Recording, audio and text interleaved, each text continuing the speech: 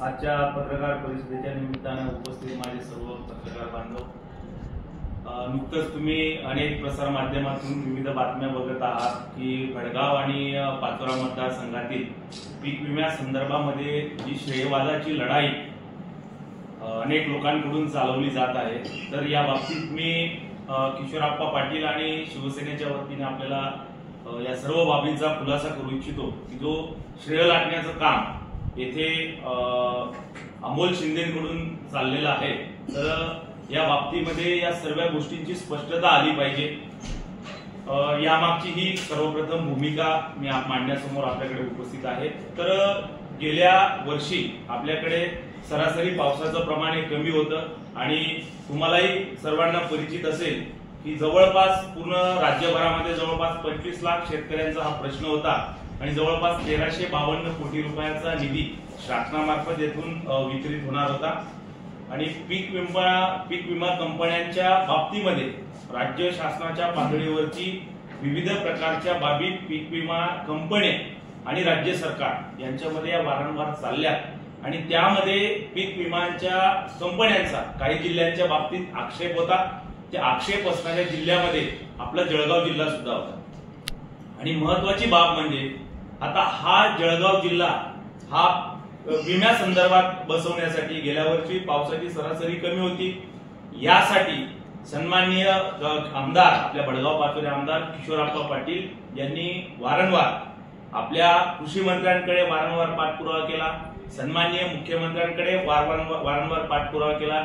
या संदर्भातला सर्व पत्रव्यवहार आज आपल्याकडे उपलब्ध आहे आणि त्या परिस्थितींमध्ये आपल्याकडे त्या दैनिकांमधल्या ज्या बातम्या आपण बघितल्या त्या देखील प्रसिद्ध झाल्याचं आपल्याला मी आपल्या समोर इथे दाखवू इच्छितो की 9/11/2023 ची एका दैनिकाची बातमी आहे। या दैनिकामध्ये किशोरप्पा पाटील आपल्या राज्याचे पुनर्वसन मंत्री आपल्याच अमळनेर विधानसभा मतदारसंघाचे अनिलदादा पाटील यांना भेटून त्यांनी शेतकऱ्यांना मदत भेटली पाहिजे या संबंधामध्ये भूमिका राबवली, वारंवार तेथे पाठपुरावा देखील केला। माझं अमोल शिंदेंना या निमित्तानं एक जाहीर आव्हान आणि आवाहन देखील आहे की आपण कुठल्या संविधानिक पदावरती आहात की आपण संविधानिक पदावरती असून शेतकऱ्यांना लाभ मिळवून देण्याचा तुम्ही आरसा दाखवता आहात। मुद्दा क्रमांक हा एक आहे।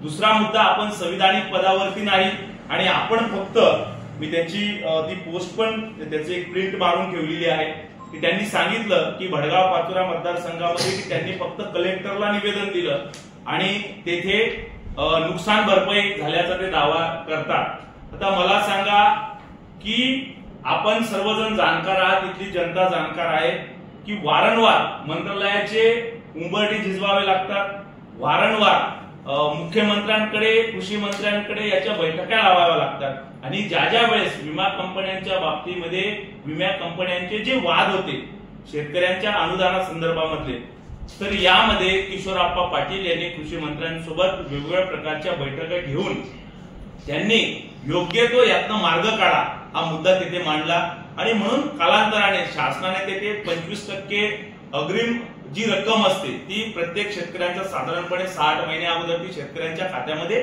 पडलेली आहे। आणि यानंतर आता पुढच्या काळामध्ये आता जी उरलेली 75% रक्कम होती या बाबतीतला खुलासा करावा असा वाटतो की विमा कंपन्या देण्यासाठी तयार होत्या नव्हत्या हा नंतरचा भाग, त्यांना कृषी मंत्र्यांमार्फत राजी करण्यात आलं आणि किशोरप्पा पाटलांनी जी पत्र मुख्यमंत्र्यांना दिलीत कृषी मंत्र्यांना दिलीत याची सर्व एन्डॉर्समेंट आपल्याकडे उपलब्ध आहेत। तुम्ही जेव्हा मागाल त्यावेळेस मी आपल्या समोर ती सादर करण्यासाठी तयार आहे।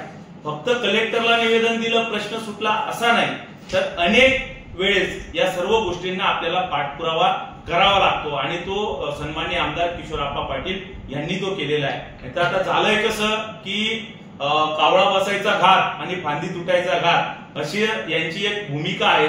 तर एक गाणं आहे आपल्याकडे की मला आमदार झाल्यासारखं वाटतं, तशा त्यांच्यामध्ये ते फिलिंग क्रिएट झालेले आहेत। नक्कीच लोकशाहीवादी आपला देश आहे, डॉक्टर बाबासाहेब आंबेडकरांचं संविधान येथे पवित्र आहे, संविधानाच्या माध्यमातून कोणी उमेदवारी करू शकतो, पण माझ्या पाचोरा भडगाव तालुक्याच्या भोळ्या भाबड्या जनतेला किमान असं कोणी फसू नये मग अमोल शिंदेच्या अगोदर सुद्धा अनेक शेतकऱ्यांनी निवेदन दिली होती मग किमान कदाचित त्या शेतकऱ्यांनी श्रेय घेतलं असतं तर कदाचित आपण ते मान्य देखील केलं असतं की त्यांच्या पाठपुराव्यामुळे ते आलं.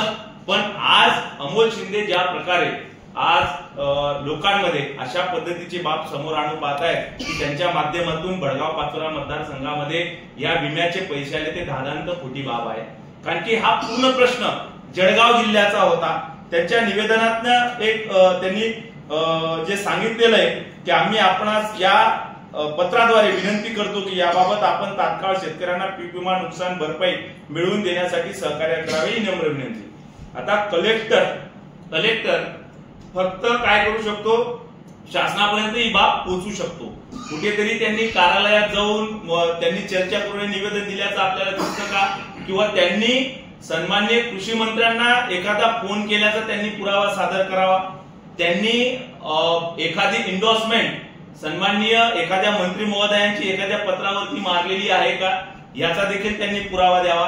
आणि याबाबतचे सर्व पुरावे आपल्याकडे उपस्थित आहे. आणि म्हणून आणि पीक विम्यांच्या बाबतीमध्ये जो वाद अनेक दिवसापासून चालू होता, विभागीय आयुक्तालयाकडे याच्या वारंवार सुनावण्या सुद्धा झाल्या. अनेक सुनावण्यांसाठी किशोरप्पा पाटलांनी, आपल्या भडगाव पाचोऱ्याच्या आमदारांनी वारंवार तेथे आपली एक निर्णायक भूमिका मांडण्याचं काम केलं. कृषी मंत्र्यांसोबत बैठक झाली, त्यांना देखील वारंवार सांगितलं की हा प्रश्न लवकरात लवकर मार्गी लावा. त्यांनी आताच 10 दिवसा अगोदर निवेदन दिलं आणि शेतकऱ्यांच्या खात्यामध्ये पैसे पडायला लागले. हे काय फक्त जादूची कांडी नाही की जादू फिरवली आणि तेथे काहीतरी होईल. तर हा सुद्धा मुद्दा त्यांनी समजून घेतला पाहिजे. विभागीय आयुक्तालयाकडे ज्या पद्धतीनं या सर्व तक्रारींचा पाढा वाचला गेला, त्या वेळेस जी नंतरच्या कालखंडामध्ये विमा कंपन्या तयार झाल्या, पण या आमच्या महायुतीच्या सरकारनं 1 रुपयामध्ये विमा, पीक विमा तुम्हाला प्रत्येकाला परिचित असेल, पण या अगोदरच्या काळातल्या सरकारांमध्ये हा विमा शेतकऱ्यांना काही एक रक्कम भरावी लागायची, पण आपल्या या महायुती सरकारनं 1 रुपया तेथे 1 रुपयामध्ये पीक विमा देण्याचं काम केलं. आणि आता या विमा कंपन्यांची काहीतरी रक्कम ही राज्य शासनाकडे बाकी होती, यासाठी सुद्धा किशोरप्पा पाटलांनी वारंवार पाठपुरावा केलेला आहे. आणि पाठपुरावा करून उरलेली जी 25% अग्रिम रक्कम शेतकऱ्यांच्या खात्यामध्ये पडली होती आणि उर्वरित 75% रक्कम आता या आपल्या सर्व भडगाव पाचोऱ्याच्या सर्व शेतकरी बांधवांच्या खात्यामध्ये पडायला सुरुवात झालेली. जवळपास पाचोऱ्या तालुक्यातील 46,116 शेतकऱ्यांना जवळपास 93,58,00,000 व भडगाव तालुक्यामधील जवळपास 23,771 शेतकऱ्यांना 11 कोटी 93 कोटी हे सांगा ना.